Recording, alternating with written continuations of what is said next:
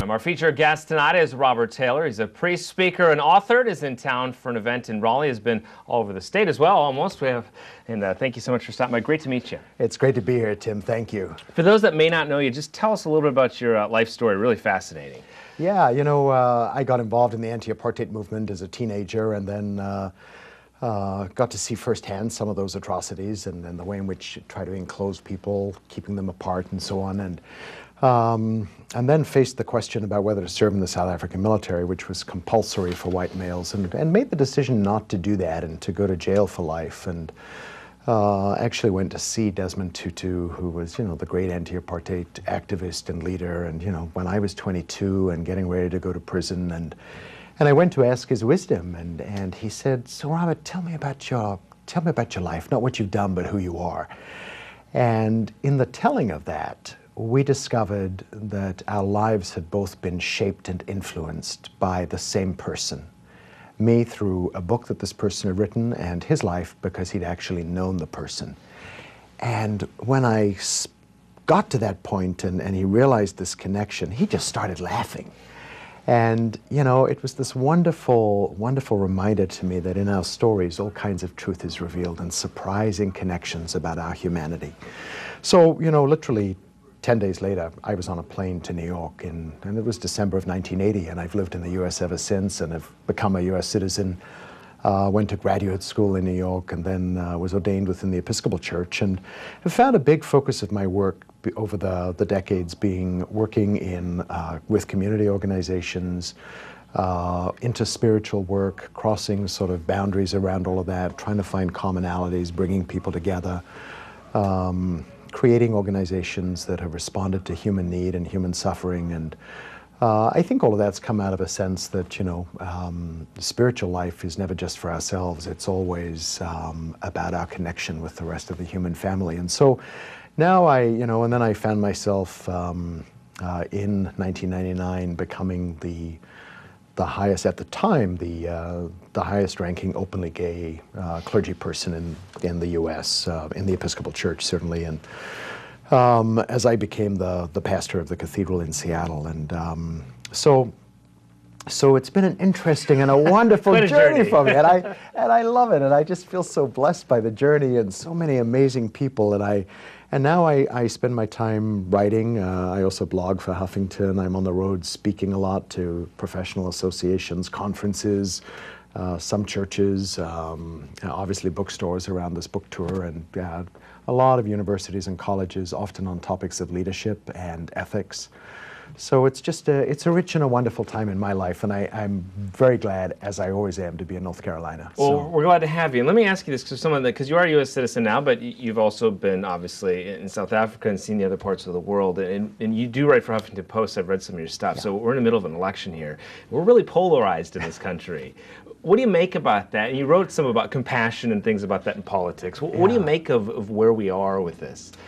Well, I think we've got several things going on. I mean, we're really in this sort of extended season. It's not just the election cycle. I mean, it's been going on for several years of this demonizing of our opponents. But you don't only see it with political leaders. I mean, you also see it with religious leaders often. And it's almost as though you got to buy my package all the way, and it's my way or the highway, or else you simply don't count. I mean, that's sort of the short line version of it. And I just, so we're creating these sort of silos where people are increasingly saying, you can't be my friend if you disagree with me. We can't have these conversations about politics. They're too hard. People are shouting at each other. I mean, that's just not a way to be human. It's not a way to exist. And so with that, I think people often create what I call these silo friends. So, you have your red or your blue friends, or your, I don't know if I can mention it on the station, your Fox or your MSNBC friends. Yeah. But, it's this, I'm just going to surround myself with people who at least think 90% like I do. And I think that is just a really uninteresting way to live. And so I suggest that, that we learn to dignify difference. There is nothing wrong with a policy position that you vehemently oppose. It's not inherently wrong just because you find it loathsome.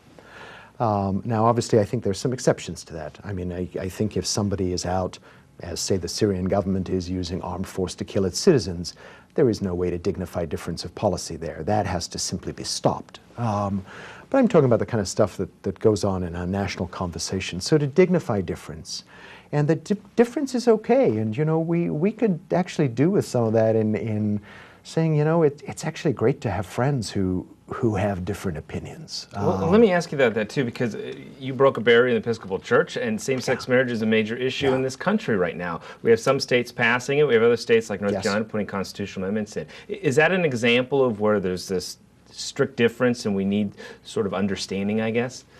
Well, you know, I think that is actually a much more interesting example than the one we were just talking about, because it is so dynamic, and the sort of shifts in perception around LGBT issues and freedom to marry. I mean, just if you think of the way public opinion has shifted over the last 4 years, it is seismic. I cannot think of any other social issue that there has been such a large swing in perception about. And of course, when you look at the under 35 demographic, I mean, it's way above 70% who essentially think all of this is an old person's issue, and, you know, and they're right. I mean, to some degree, I think it is. But I think we're going to see that, you know, time will tell that this will become a fact of American life and reality. And we're going to look back in, I think, not too many years and say, wow, why were we fighting over this? Because at the end of the day, no one is asking for special treatment. They're asking for equal treatment. No one is asking to have, you know, marriage diminished.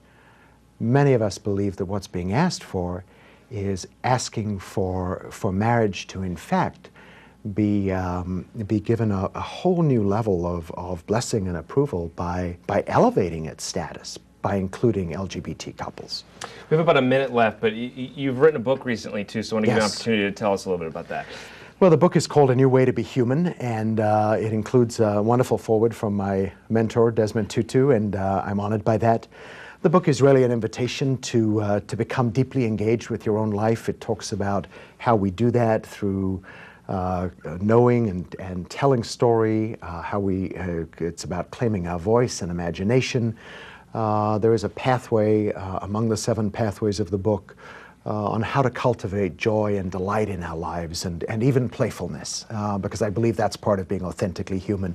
And the book is essentially an invitation to a rich life of well-being for yourself, and because you want that for yourself, for the rest of the human family. And it is about expanding the chambers of compassion and kindness and goodness in your own journey and in this world.